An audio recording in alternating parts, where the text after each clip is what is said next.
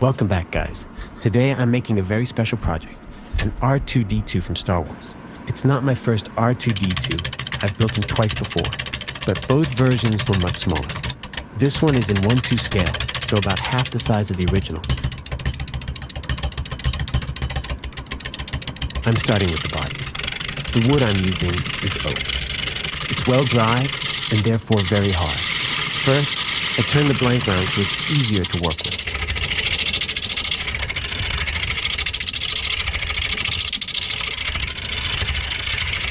Then I start measuring and marking the different sections. Before we get started, I want to quickly mention where the idea for this video came from. A few months ago, a regular viewer, Matt, left a comment saying that he enjoys the shorter format of my videos, but he wouldn't mind hearing a bit more about my thought process, especially when I'm trying to fix mistakes during a project. I replied that it might take a few weeks until changes like that show up, because I usually film a bit in advance. This video is my first attempt at exactly that. So in this project, I'll try to explain more what I'm thinking.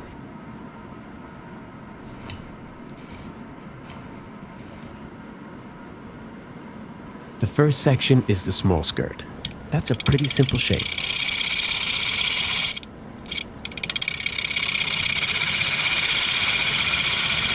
Some of you might actually recognize this project. I first uploaded a version of this video a few months ago, but it didn't really get much attention. So I decided to re-edit the footage, improve a few things, and upload it again, because this build is fairly long and a bit more complex. I thought it would be the perfect project to test out a proper script and share more of my thought process with you.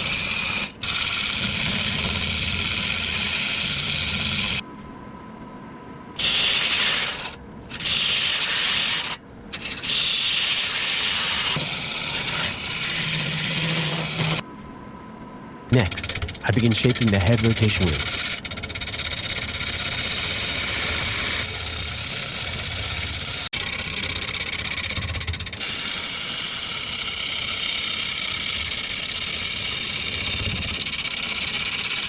After the head ring, I want to continue with the head itself.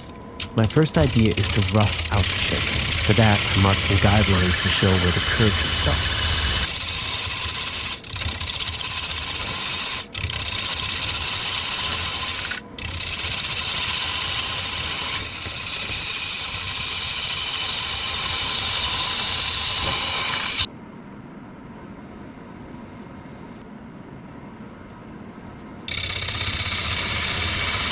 With the chisel, I begin forming the curve. And here I make a small mistake. The chisel goes too deep into the wood, and I can't get a perfect curve anymore. Luckily, I planned a 5 centimeters buffer for the head, so I can shorten it a bit and still get a nice smooth curvature. To make it easier to work, I cut off the extra wood at the end. I'll keep that piece for another project in the future.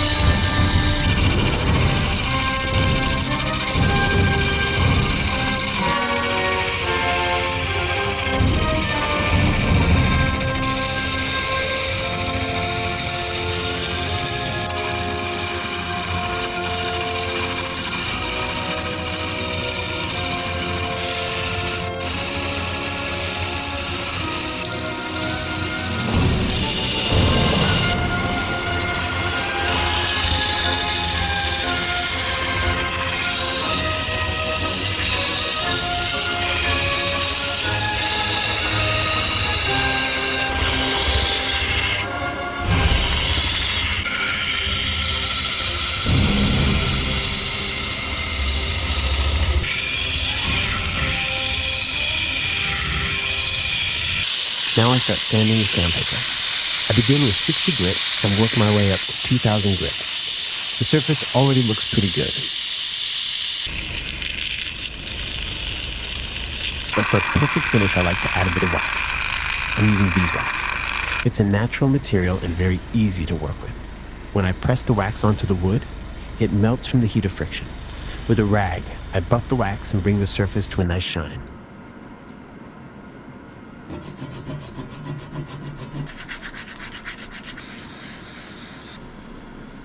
Next, I mark and drill the holes for attaching the legs. What I unfortunately forgot to film is the second hole. I use 2 dowels per leg for a stronger connection. The body is now finished.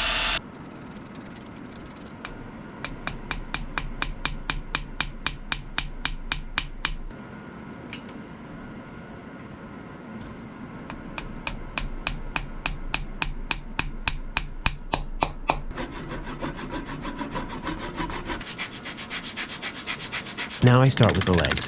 I make both legs out of one single piece of wood. This time I'm using Robinia. First, I turn it round and bring it to the correct diameter.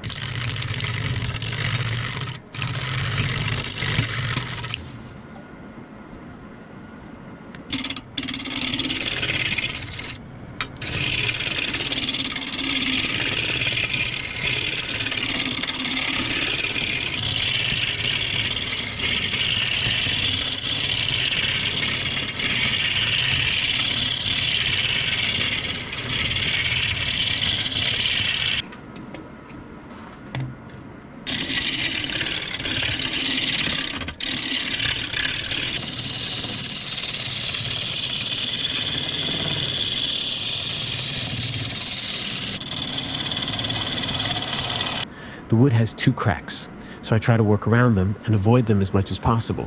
I often have to measure the diameter to keep the correct 1:2 scale, but overall, the legs are quite easy to turn.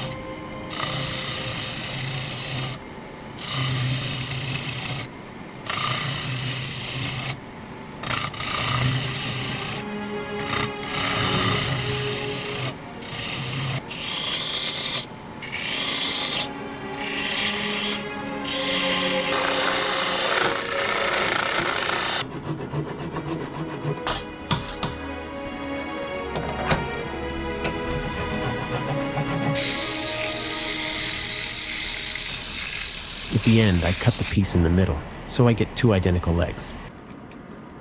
Next are the feet. I turn them in a very similar way to the legs.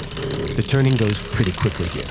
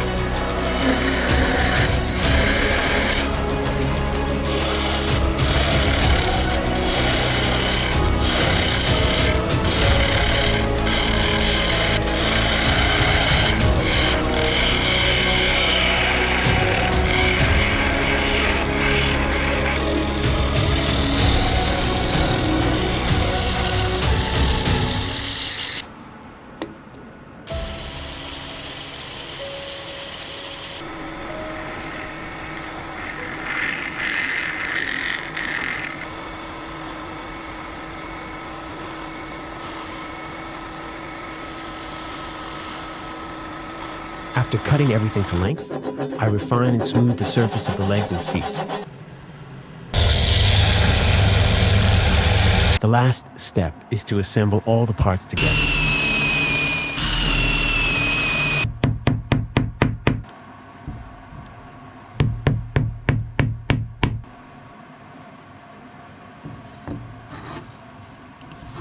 And now it's finished. I think it's not perfect, but I'm still really happy with how it turned out. How do you like this project? Let me know in the comments.